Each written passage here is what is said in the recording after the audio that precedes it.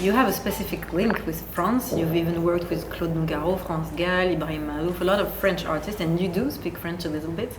How is this relationship happened?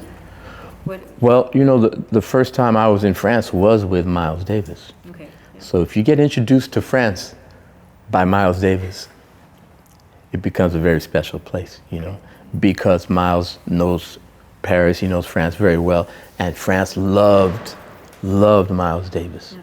I think they made more news about Miles Davis dying in France than they did in the United States. Okay. You know what I mean? He was very special to France. So myself and all the musicians who were part of Miles's family, we get a little bit of that, you know what I mean? Just a little bit of that kind of love.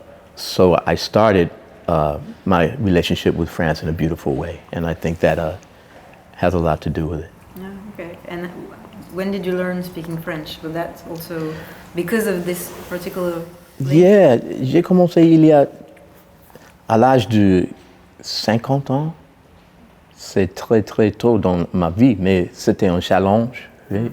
Et j'ai décidé, je dois apprendre comment commander quelque chose à manger, comment trouver la toilette. Mais je suis fou, je suis comme ça. J'adore le challenge. Et donc j'ai décidé, c'est mon challenge. And what happens is that when you speak the language of a culture, you learn so much more about the culture, little things about the culture that you can't learn if you if you don't learn. And you know, Americans, we have it very easy because a lot of Americans just go all around the world expecting people to speak English. I mean, they don't even think about it. Excuse me, And for me, I thought that I always thought that was weird, So there you go. That's very appreciated. And do you know your French audience, your fans? Do you know who they are, how old they are, if they follow you since Théâtre du Châtelet? Or? We have some people in the audience who are in their 60s and 70s, who saw me the first time I played with Miles in 1981. And then we have some 14-year-olds who saw Instagram videos, of me playing the bass. Yeah. So it's beautiful. It's very wide, and there are people who present me with a book or a shirt or a bass to sign, and they have my signature on it already 5 times. Okay. I said, I already signed this. He said, no, every time I see you, I want you to sign it. So that's a beautiful thing to know that people enjoy what you do to that level. Okay. And we always ask, it's a hard question, but what are the 3 adjectives that you would like to find in your concerts? Or how would you like the audience to feel when they go to your concert? Oh, well, I'd like them to feel full. I only need one.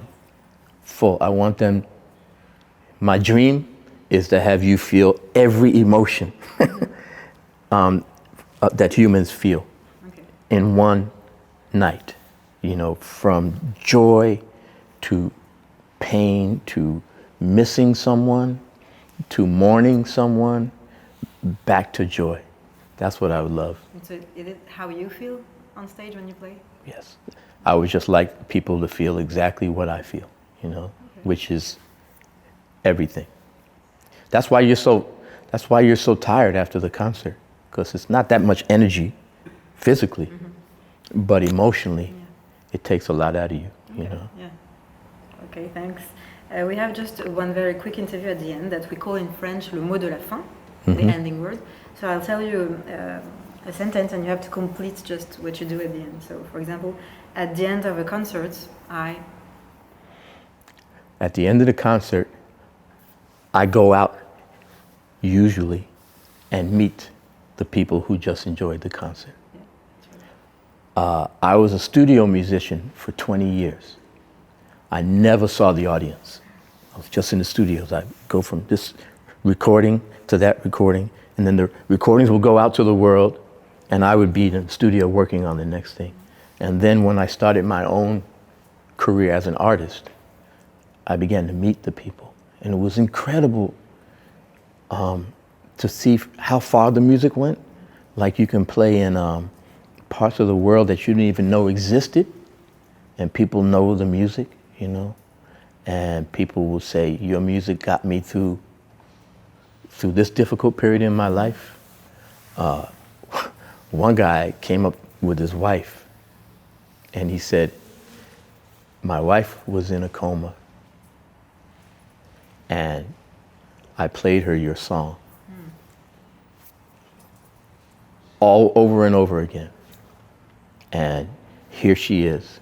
And we believe that a lot of it had to do with your music. Wow, that's amazing. Yeah. I mean, that's a little heavy for me. I mean, it was hard to you know, I don't want to take any credit for that, but just that, you know, you realize that music is a powerful thing, and it can mean so much to people, you know. So after a concert, I just have to like go out and say hi to everybody. Okay. And at the end of a tour, an international tour, at the end of the tour, I go home and find out what my wife needs me to fix in the house. Okay. And I walk the dogs and prepare to write more music. Okay. At the end of a recording session in the studio, At the end of a recording session, we listen back very loud. You know, during the whole session, we listen at normal volumes because it's not good to listen to. But the last playback, the engineer turns all other knobs are small. He turns the big one up on the speakers, and you just listen, and you enjoy, and you're grateful that you have the opportunity. I mean, there are musicians from the 15th century who never got to hear what they did back to them. yeah, it's true. Yeah. It's crazy, right? The idea of seeing a photo of yourself or hearing a recording of yourself, we don't take that for granted. It's pretty cool. And le mot de la fin? Man, we really appreciate being able to play music for people again. Après le dernier 2 ans avec la situation fou. Voilà. We're happy to have you. Thank you very much. Thank you.